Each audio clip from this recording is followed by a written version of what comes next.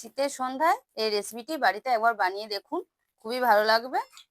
এই যে দেখুন কত সুন্দর স্পঞ্জি হয়েছে। এই যে দেখুন। নমস্কার, আমি পায়েল রান্নাঘরে আপনাদের স্বাগত।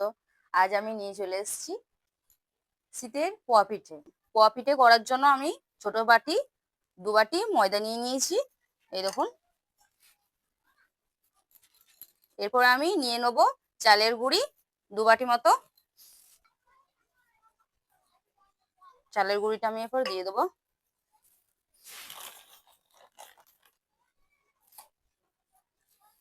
দিয়ে দেবো স্বাদ মতো লবণ,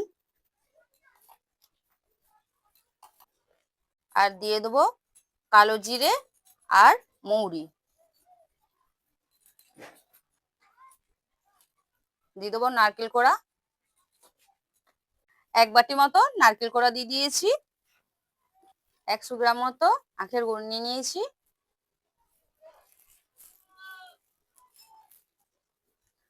হাতের সাহায্যে ভালো করে মেখে নেবো।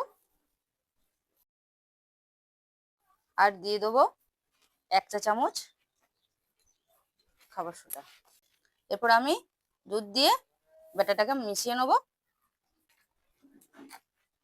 কিছুটা দুধ আর কিছুটা সামান্য জল দিয়ে মিশিয়ে নেবো। আমার জলের পরিমাণটা বেশি লেগেছে, ভালোভাবে মিশিয়ে নিতে হবে। এইভাবে 10 থেকে 15 মিনিট মতো ভালোভাবে ফেটে নিতে হবে, না হলে গুড় পিঠেটা ভালো ফুলবে না। এই যে বন্ধুরা, আমার ব্যাটারটা তৈরি হয়ে গেছে।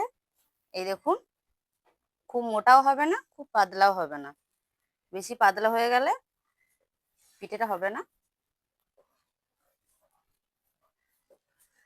কড়াইয়ে তেল ঢেলে আমি রেখেছিলাম যাতে গরম হয়ে যায় তাড়াতাড়ি, নাহলে দেরি হবে। এই যে আমার গরম হয়ে গেছে তেলটা। এবার আমি অল্প অল্প করে ব্যাটারটা দিয়ে দেবো।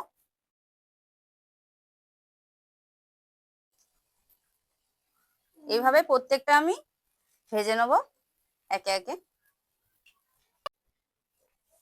দেখুন বন্ধুরা কেমন ফুলেছে ডুবু ডুবু করে। এরপর আমি ওই পিঠে উল্টিয়ে দেবো। দেখুন কত সুন্দর কালার এসছে। দেখুন বন্ধুরা কত সুন্দর কালার এসছে। এইভাবে লাল লাল করে ভেতরভাবে ভেজে নিয়ে তুলে নেব। আবার একটা আমি দিয়ে দেবো। এইভাবে প্রত্যেকটা আমি ভেজে নেব একে একে।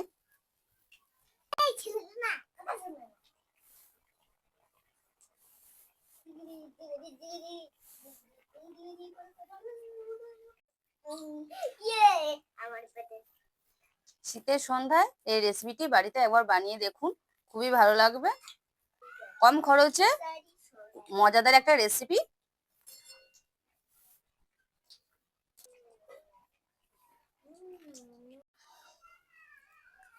আবার একটা আমি দিয়ে দেবো।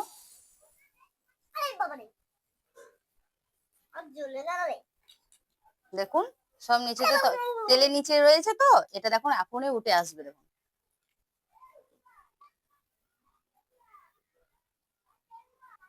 দেখুন তেলের উপরে উঠে গেল।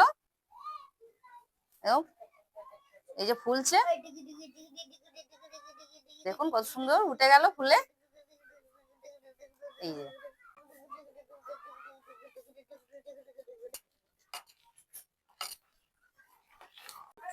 দেখুন বন্ধুরা কত সুন্দর কালার এসছে।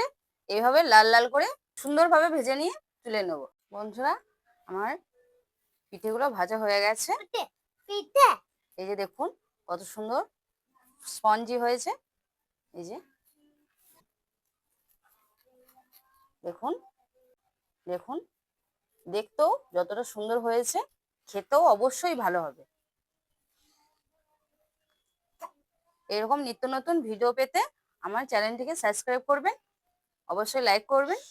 আর এই যে পিঠেটা কেমন হয়েছে অবশ্যই কমেন্ট করে বলবেন। আবার আসছি পরের রেসিপিতে।